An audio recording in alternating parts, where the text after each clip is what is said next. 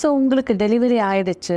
Delivery ஆன உடனே first 3 to 6 months தாய்மார்கள் அவங்கள எப்படி பார்த்துக்கணும், குழந்தை எப்படி அவங்க பார்த்துக்கணும் அப்படின்றத பற்றி டீட்டெயில்டு வீடியோ தான் இந்த video. This is doctor Abhinaya from Sairam fertility and maternity clinic. So குழந்தை பிறந்த உடனே அம்மாவோட சேஞ்சஸ் ஃபிசிக்கலாகவும் எமோஷ்னலாகவும் அவங்க என்னென்ன சேஞ்சஸ் அண்டர்கோ பண்ண போகிறாங்க, அவங்க எப்படி பார்த்துக்கணும் அப்படின்றத பார்ப்போம்.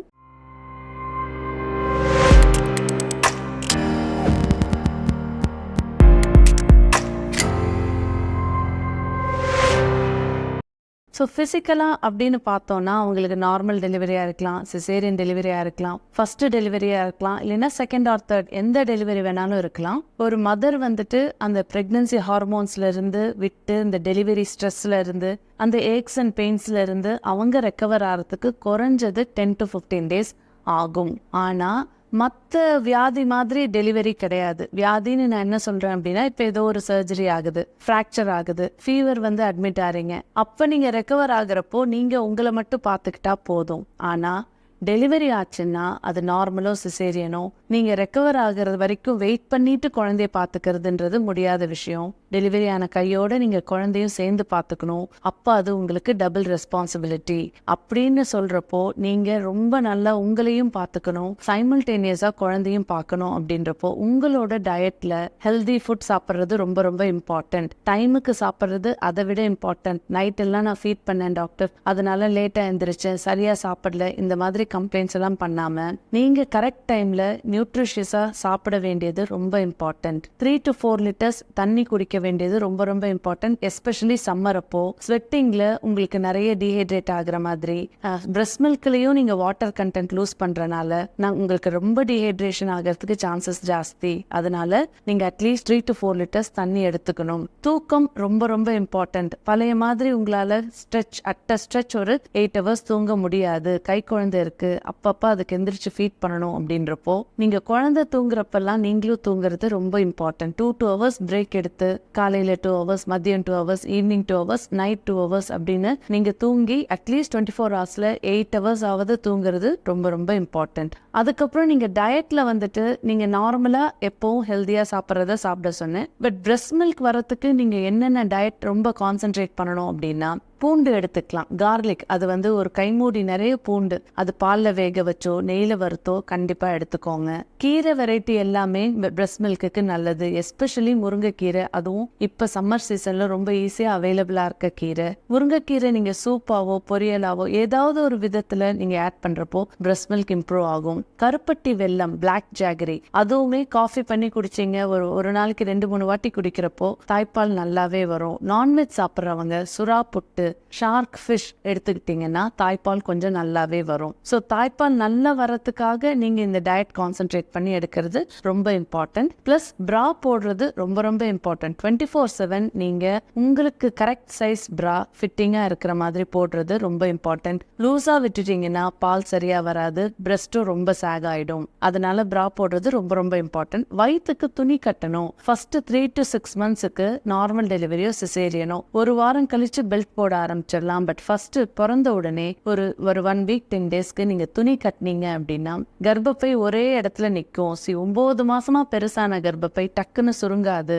It will take 6 to 12 weeks, at least ஒரு 3 மாசமாவது ஆகும் அது சுருங்கிறதுக்கு. அது வரைக்கும் நீங்க நடக்கிறப்பெல்லாம் அது வயிறு தொலைதொலான்னு ஆடுறப்போ உங்களுக்கு வலி வரும். எஸ்பெஷலி சிசேரியன் ஆனவங்களுக்கு ரொம்பவே வலிக்கும். அப்போ நீங்க அந்த துணி கட்டுறப்போ யூட்ரஸ் ஒரே இடத்துல இருக்கிறப்போ அன்னெசரி பெயின் நீங்க அவாய்ட் பண்ணலாம். பெல்ட் நீங்க ஒரு 3 to 6 months போட்டிங்கன்னா பேக் பெயின் எல்லாம் வராமல் இருக்கிறதுக்கு அது ரொம்பவே ஹெல்ப்ஃபுல்லாக இருக்கும். ஸோ நியூபார்ன் பேபிஸ் இருக்கிற மதர்ஸ் டயட், ரெஸ்ட், ப்ரா போடுறது, அப்டமனுக்கு பெல்ட் கட்டுறது ரொம்ப ரொம்ப இம்பார்ட்டன்ட். நார்மல் டெலிவரி ஆனவங்க 10 to 15 daysல உங்களோட நார்மல் எக்ஸசைஸ் ரொட்டீனை ஸ்டார்ட் பண்ணிடலாம். இஃப் டைம் பர்மிட்ஸ், உங்களால் பேபியும் மேனேஜ் பண்ணிட்டு என்னால் எக்ஸசைஸ் பண்ண முடியுது, மைல்டாக ஸ்ட்ரெச்சஸ்லாம் பண்ண முடியுதுன்னா இமீடியட்டாக ஆரம்பிச்சிடலாம். நார்மல் டெலிவரி ஆனவங்க from the day of delivery பண்ண வேண்டிய முக்கியமான exercise Kegels pelvic floor exercise. அந்த பெல்விக் ஃப்ளோர் எக்ஸசைஸ் பண்றப்போ உங்களோட அந்த வெஜைனா, அந்த பெல்விக் ஃப்ளோர் மசில்ஸ் எல்லாம் ஸ்ட்ரென்தன் ஆகும். ஃபியூச்சர்ல அடி இறங்குறது, ப்ரொலாப்ஸ் ஆஃப் த யூட்ரஸ், அந்த மாதிரி ப்ராப்ளம்ஸ் எல்லாம் வராம இருக்கணும்னா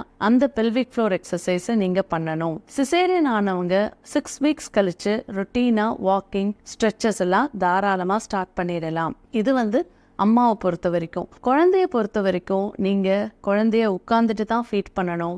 எவ்ரி ஃபீடுக்கு அப்புறம் பர்ப் பண்ணணும். Depending upon the gestational age, அது டேர்ம் பேபியாக இருந்ததுன்னா ஒரு 2 hours once first month feed பண்ணணும். அந்த எவ்வளோ நேரத்துக்கு ஒரு வாட்டி ஃபீட் பண்ணணுன்றது உங்கள் பீடியாட்ரிஷியன் சொல்லுவாங்க. பட் என்ன கேட்டிங்கன்னா ஃபர்ஸ்ட் 1 month அட்லீஸ்ட் ஒரு 2 hours ஒன்ஸ் ஃபீட் பண்ணுங்க.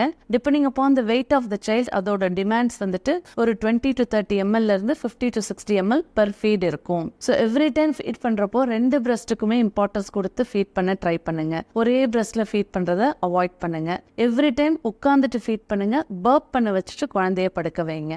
அதே மாதிரி ஃபீட் பண்ணுறப்போ 2 விஷயம் நீங்கள் நோட்டீஸ் பண்ணணும். ப்ளூ ஆகுதா பேபி அப்படின்னு பார்க்கணும். ரொம்ப ரூம் கோல்டாக இருக்குது அப்படின்னா குழந்தை ப்ளூ ஆகிறதுக்கு வாய்ப்பு இருக்குது. ஸோ இமீடியட்டாக ஏசி எல்லாம் ஆஃப் பண்ணி ஃபேன் ஸ்பீடை குறைச்சிட்டு குழந்தைய நல்லா ரேப் பண்ணுங்க. இன்னொன்று, அதுக்கப்புறமும் உங்களுக்கு ப்ளூ ஆகுது பேபி அப்படின்னா குழந்தைக்கு ஏதாவது ஆஸ்பிரேட் ஆகுதா, குழந்தை சரியா பால் குடிக்காம அந்த லங்ஸுக்கெல்லாம் அது போகுதான்றது நம்ம ரூல் அவுட் பண்ணணும். ஸோ ப்ளூ ஆகுது அப்படின்னா இமீடியட்டா குழந்தைய பீடியாட்ரிஷியன்ட்ட கூட்டு போறது இம்பார்ட்டன்ட். எல்லோ ஆகுது அப்படின்னா physiological jaundice. First 10 to 15 days of பர்த்ல எல்லா குழந்தைங்களுக்குமே ஒரு ஜாண்டிஸ் வந்துட்டு தான் சரியாகும். அது ஓரளவுக்கு நார்மல், ஒரு பிலிரூபின் லெவல் செக் பண்ணிட்டு அது ஓரளவுக்கு less than 13 கிட்ட இருக்கு அப்படின்னா நீங்க பயப்பட வேண்டாம். ஆனா more than 13 இருக்கிறப்போ போட்டோ தெரப்பில வைக்க சொல்லுவாங்க. போட்டோ தெரப்பி மாதிரி அந்த ஸ்டேஜுக்கு போயிடக்கூடாது, என் குழந்தை நார்மலாவே இருக்கணும்னு நினைச்சீங்கன்னா நல்லா ஃபீட் பண்ணுங்க. ஏன்னா டீஹைட்ரேட் ஆச்சுன்னா பேபி கொஞ்சம் ஜாண்டிஸ் அதிகமாக வரதுக்கு வாய்ப்பு இருக்கு. ஸோ நிறைய நீங்க ஃபீட் பண்ணீங்கன்னா யூரின் வழியாவே அந்த எல்லோ ஜாண்டிஸ் எல்லாம் வெளியில போயிடும்.